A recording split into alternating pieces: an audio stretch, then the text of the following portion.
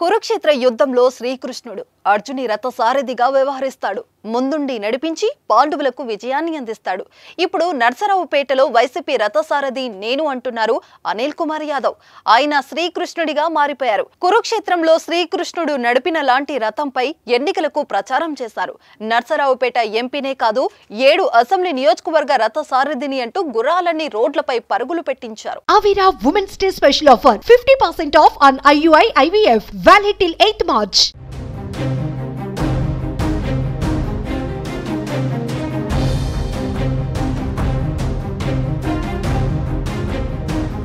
పంతం నీదా నాదా సై అంటూ ఏపీలో ఎన్నికల యుద్ధాన్ని తలపిస్తున్నాయి. ఎన్నికల తేదీ ఇంకా రాకముందే రాజకీయం రణరంగంగా మారింది.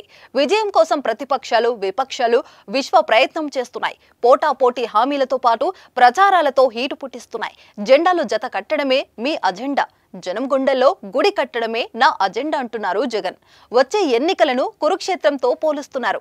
ప్రతిపక్షాలన్నీ కలిసి కౌరవుల్లా యుద్ధానికి వస్తున్న ఎన్నికల యుద్ధంలో పాండవులైన తమదే విజయమంటున్నారు సీఎం. నేతలు కూడా తమ ప్రచారంలో బిజీగా అయిపోయారు.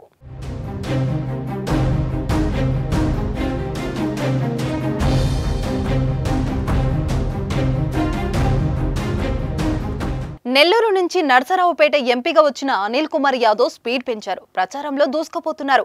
అమరావతి మండలం నెమలికల్లులో ఆయన గురువారం పర్యటించారు. గుర్రపు రథంపై స్వారీ చేస్తూ ప్రచారం నిర్వహించారు.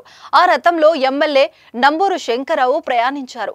వచ్చే ఎన్నికల్లో యాదవుడైన అనిల్ కుమారే అనే పార్టీ శ్రేణుల నినాదాల మధ్య ఆయన గుర్రపు స్వారీ జరిగింది. అనంతరం పలు అభివృద్ధి పనులను ప్రారంభించారు. నర్సరావుపేట సిట్టింగ్ ఎంపీ లావు కృష్ణ దేవరాయలు వైఎస్ఆర్సీపీకి రాజీనామా చేసిన నేపథ్యంలో అనిల్ కుమార్ యాదవ్ పల్నాడు బరిలో దించారు సీఎం జగన్. ఈ నియోజకవర్గంలో యాదవులు ఎక్కువ సంఖ్యలో ఉండడంతో అనిల్ బరిలోకి ఈ సీటు కట్టబెట్టారు. దీంతో నెల్లూరు సిటీ నుంచి నర్సరావుపేటలో అనిల్ కుమార్ యాదవ్ అడుగుపెట్టారు. అధిష్టానం నిర్ణయం మేరకు నర్సరావుపేట నుంచి అనిల్ దూకుడుగా ముందుకెళ్తున్నారు. టీడీపీ జనసేనపై మీసం మెలేస్తూ విమర్శలు ఎక్కుపెడుతున్నారు. నర్సరావుపేట ఎంపీ బరిలో ఉన్న అసెంబ్లీ నియోజకవర్గాల్లో ప్రచారం ప్రారంభించారు. మరి ఎన్నికల ఫలితాలు ఎలా ఉంటాయో చూడాలి మరి.